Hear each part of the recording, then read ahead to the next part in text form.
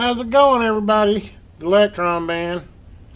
Hope everybody's having a great day today. Hey, I've been waiting for this to come in since last week. I went ahead and since I got this little Hawk amp working so good, I decided to go ahead and order some new tubes. So I got on the eBay and found me a couple tubes for it. Supposedly they're new old stock GE tubes. They were reasonable enough. I think I gave about, with shipping and everything, I gave about I think it was about $15. I think the tubes were about $5 a piece, and it was about $5 for shipping. So not too crazy. I figured it's worth putting 15, and hopefully these are better tubes than when were in there. I mean, those tubes that were in there were okay. I mean, if you remember, they were in 65 to 70%. But anyway, here's my new tubes. Kind of interesting. They're not really a factory box, it doesn't look like.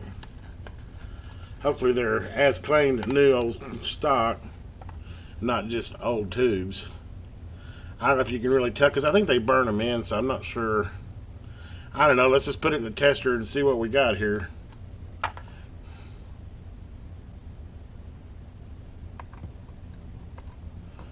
If it's better than 65 or 70, I'll be happy. I mean, I'm going to be kind of a little bit disgusted if they're the same rating as what I already had in there.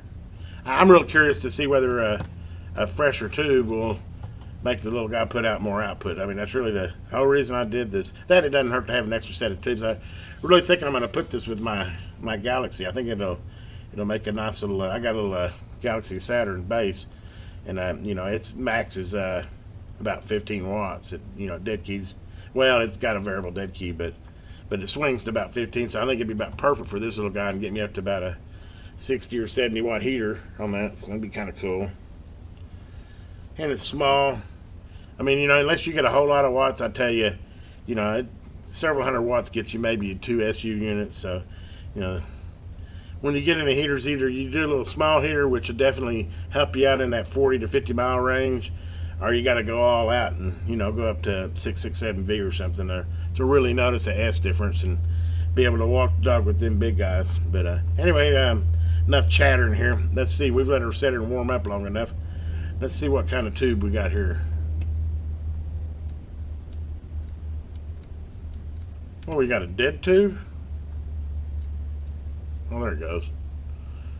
Well, that's kind of scared me there for a second. 80%. Yeah, that definitely much fresher tube than what I had in there. Yeah, right at 80%. I think the other ones were like 65 or 70, so I guess, I don't know if there's such thing as 100%, but 80% is definitely an improvement. Let's see how this other tube test here. So it is good. That's good. So we didn't get taken that way.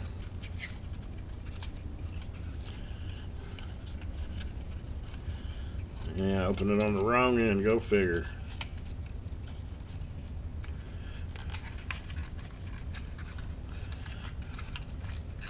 I'm all out of there.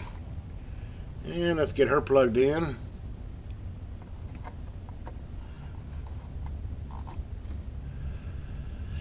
See what she does as far as testing wise, and then we'll put them in this little Hawk and see how much difference it makes in the transmit power.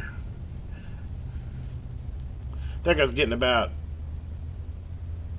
was it about 35, 38, swinging about 45, 46 before, so that's kind of our what we're going to compare it with. Oh yeah, both solid 80. That's good. And there, they match. They're both right at almost exactly both 80. So good. Okay, so we know we got 2 new tubes here. Let's go ahead and put the old tube tester away. Plug out of there. Such a handy item to have, I tell you.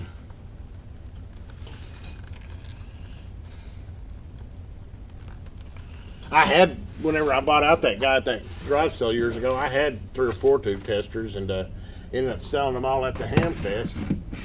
I like this particular one because it's light and little and it seems to test as many tubes as the other ones. And the other ones, yes, one of them had like the Rolodex chart on there so you could pull the tube information, but the thing was massive. And I really just didn't have the bench room for that. But I think I got a pretty good little dollar for it too. Let me make sure she's powered off. Back to when you're messing with tube amps, always, even changing out tubes, make sure that you are safe. Okay, there's our old tubes, which I believe those were GEs too, if I'm not mistaken. I can't remember now. But anyway, let's put these fresh guys in here. These 80%ers.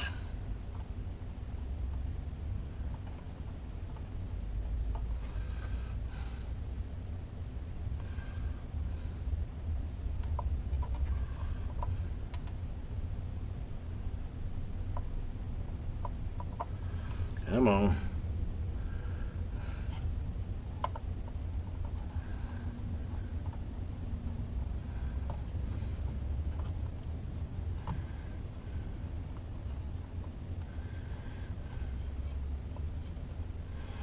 Sure they're good and seated in there. Okay. Here's power back. Let's go ahead and turn on standby. See if the tubes light up. Might help if I turn the radio on.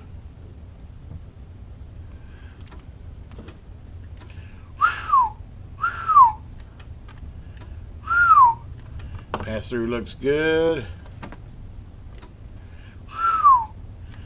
SWR is 0 1 to 1, which it should be on a 50 ohm down load.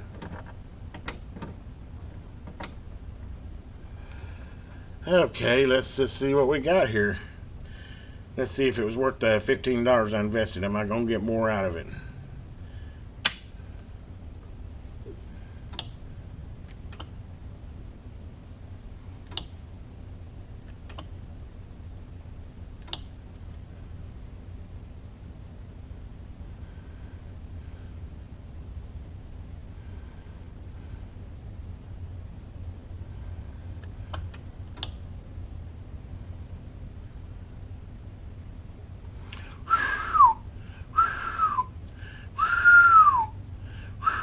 Sure enough. Hell audio. Hell audio. Well, my whistler's not wanting to work today, but yes, we're definitely getting more out of it. I'm going to go ahead and pull it down here and show you. Kind of go through the whole... I got these guys in the way, don't I? Tuck them to the side here so you can see that meter better. Sorry, I'm trying to not move the camera around too much. Okay, let's go standby first. Go 10 watt scale. About dead key in 2.5.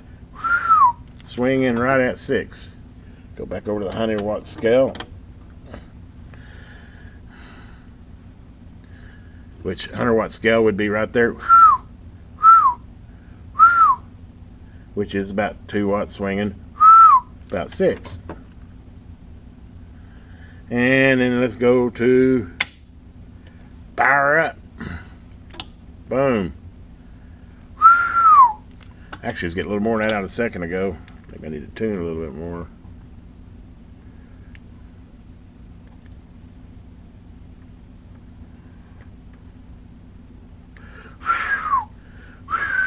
Ah, golly. Let's just do this. I don't know why my whistler's not wanting to.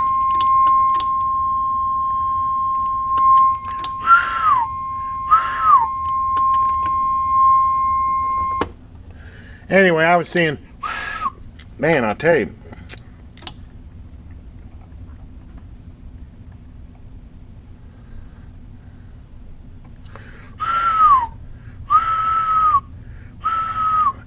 Good solid 50 watts. I actually kind of like to swing on it a little bit better that way.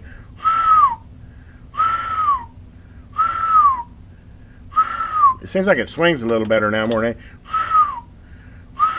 I'm still only getting about 48 watts to 50 watts, but it seems like I can drop it down to 30 and make it swing 50, so it seems to be modulating a little bit better, but not really a whole lot of difference there. So if you're curious, between 60% and 80% tubes, I'm not seeing a huge difference. I didn't gain another 30 watts. Looks like I might have gained about 7 or 8 watts with the radio that I'm driving it on. But anyway, I just wanted to come back and show you with the I like having fresh tubes in it, and like I said, I think I'm going to go ahead and spray paint this up, kind of clean it a little bit more, spray paint this up, and I think this is going to go on my bench. Kind of a cool item to have. By the way, I got some new stuff coming in. I kind of went junk selling or barn hunting, whatever you want to call it, this weekend, and found a couple pretty cool items here. Kind of slide this off the side here and show you. One is I found this Motorola speakers, or this Motorola external speaker, which was a big find considering it has the bracket as well. And I got that for $2. And I tell you, these are some of the best sounding external speakers you can get. I've had a couple before and missed the one that I had, so I'm tickled that I picked that up. Got a bargain deal on it.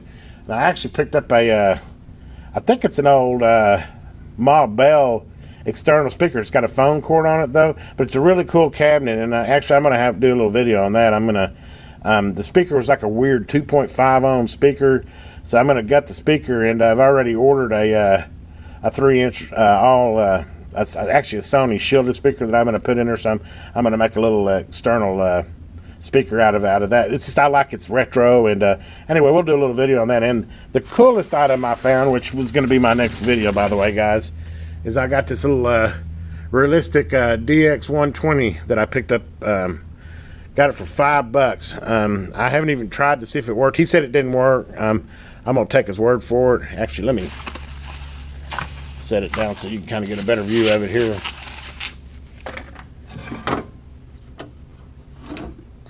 She's dirty right now, but I am going to do a full restore on this, guys. I've been looking around for one of these for ages.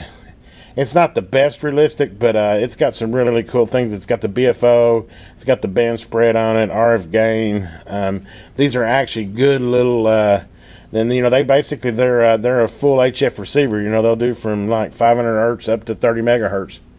Well, 535 hertz up to 30 megahertz. So... I'm sure, I don't think it's tube. I think it's solid state, but we'll, when we get in there, we'll take a look at her and we'll go through the diagnosing and recap it if I need to. Kind of interesting to see what the inside looks like on it. But anyway, that'll be an upcoming video. And that and my little intercom speaker. But I just wanted to come back. I was kind of excited. I got those tubes in today and thought you might like to see the experimentation on them and how that turned out. And it turned out okay, but I didn't get... Hello audio, hello audio, hello audio. Yeah, I mean, I maybe 5-7 watts I gained off a new set of tubes. Nothing crazy. I was hoping maybe, you know, I'd actually get up to that 100 watt mark, but no, I don't think I'm driving input enough. And then I don't know if, you know, it's good on the tubes I really don't think these things are designed much for a stock 5. Of course, I am doing 2.5, maybe 5 in it to get you after maybe 70 watts or something, but we're going to ride her along easy like it is and take good care of her, and like I said, just put her with my Galaxy. Anyway, I've been rambling on enough.